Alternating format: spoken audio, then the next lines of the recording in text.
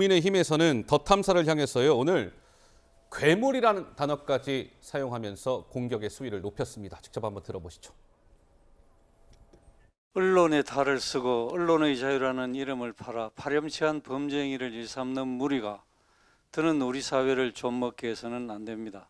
더 탐사라는 매체가 이제는 범죄행위까지 일삼으며 사회 정의마저 무참히 짓밟는 괴물이 되어버렸습니다. 주거침입 범죄 집단 더 탐사를 당장 폐쇄 조치하라. 더 탐사는 청담동 술자리의 거짓 선동, 또 이태원 참사 피해자 명단 무단 공개, 한동훈 차량 스토킹 등 행포를 넘어 중범죄를 저지르는 집단입니다. 네, 더 탐사를 향해서 괴물이 됐다, 중범죄를 저지르는 집단이다 이런 목소리가 나왔습니다. 그러면 이제 법적인 부분을 잠깐 짚어보겠습니다. 더 탐사 취재진 5명.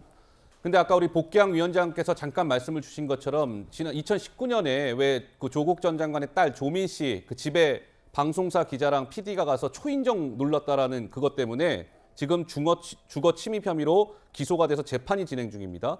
그렇다면 이번엔 어떨까요? 한동훈 장관의 자택 초인종을 누르고 도어록을 건드리기도 했습니다. 법원 판례를 보면 공용 공간에 들어가도 주거 침입이 인정이 된다. 도어록 누른 뒤에 집에 못 들어가도 대부분 주거 침입 미수죄로 처벌이 된다. 근데 이번에는 5명이잖아요. 그래서 이게 이렇게 되면 최다미 변호사님 더 형량이 가중된다면서요? 어떻습니까? 네, 맞습니다. 그러니까 같이 여러 명이서 함께 주거 침입을 할 경우에는 공동 주거 침입이라고 해서 공동이라는 게 네, 붙는 거군요. 오히려 왜냐하면 더 위해가 많아지잖아요. 5명이 주거 침입을 하려고 했을 때는 혼자 예. 주거 침입하는 것보다 상대방이 느끼는 그러한 법익의 침해가 더 크기 때문에 형량이 더 높아질 수 있고요. 가중 처벌이 됩니다.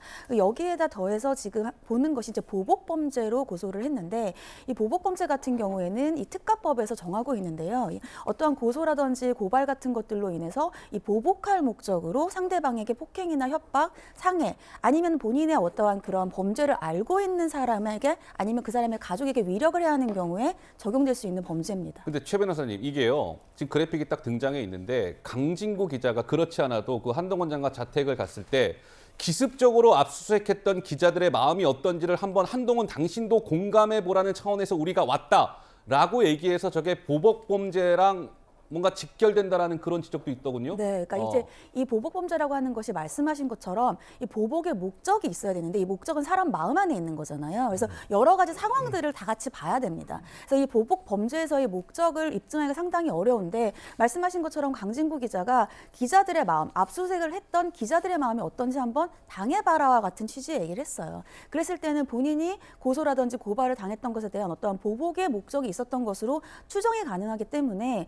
보복 범죄가 인정될 가능성이 더 크다라고 해석할 수 있습니다. 예, 알겠습니다. 어쨌든 경찰에 고발이 됐으니까 수사가 진행이 되겠죠. 예.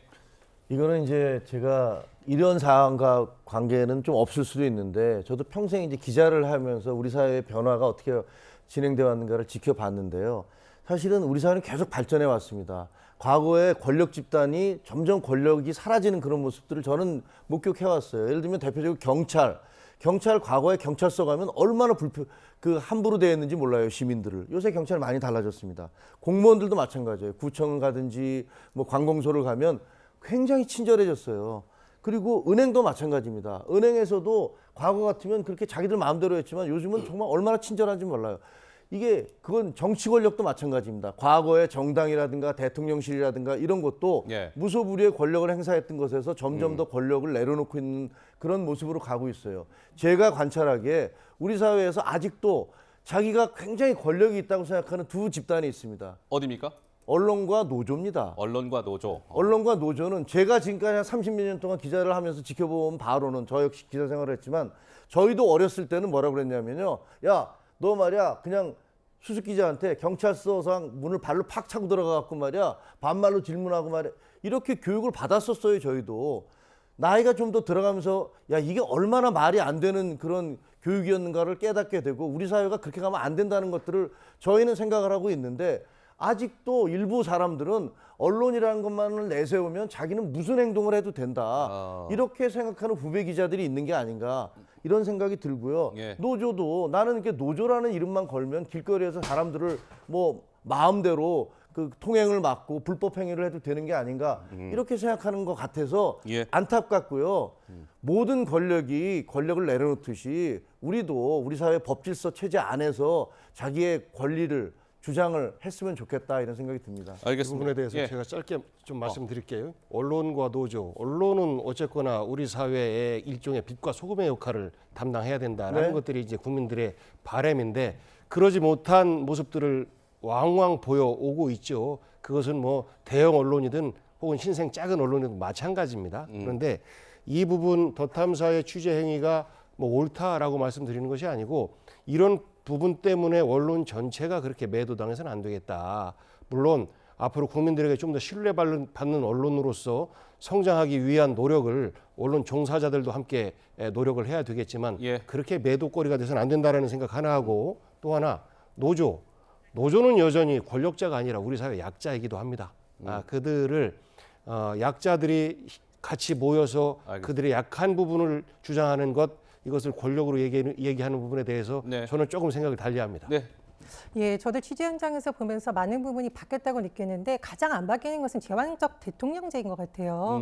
윤석열 대통령이 들어와서 뭐 출근길 문답도 하면서 굉장히 소통을 한다 그래서 굉장히 기대를 걸었는데 아직까지 도어 스티핑 안 하고 있는 것도 그렇고 또 대통령 전용기에 특정 언론사 딱 찍어서 타지 말라 이런 행태는 예전에 대통령들도 안 보여줬던 부분이기 때문에 굉장히 논란이 되고 있고요. 예. 제가 MBC 기자에 대한 살인 예고에 대해서 비판적 발언을 할 수밖에 없는 것은 한국 기자협회를 비롯한 많은 언론단체들이 어떤 성명을 냈냐면 독재 정권에서 쓰는 방식이 이런 거랍니다. 특정 언론 딱 찍어가지고 이 사람들 문제 있다라고 하면은 지지자들이 나서서 그 사람에 대한 테러 행위를 할 수 있다라는 거예요. 그래서 저는 그런 부분에서 다른 의견이 있다라는 거 말씀을 드립니다. 일단 이게 너무 주제가 지금 뭐 노조, 뭐 MBC 얘기까지 가면 뭐 한도 끝도 없으니까요. 일단 오늘 준비된 주제 좀 국한해서 말씀을 좀 하면 좋을 것 같고요. 예, 꼭 한 말씀 하시겠습니까? 나 10초만 예, 짧게 말씀드리면 좀 해주세요. 되는데 예. 첫째로는 언론에 대한 매도라고 말씀하셨잖아요. 저는 네. 평생을 기자로 산 사람입니다. 그리고 우리 후배 기자들에 대해서 기레기라는 말을 그런 그 별명을 들을 때마다 가슴이 얼마나 아픈지 몰라요. 제가 말씀드리는 것은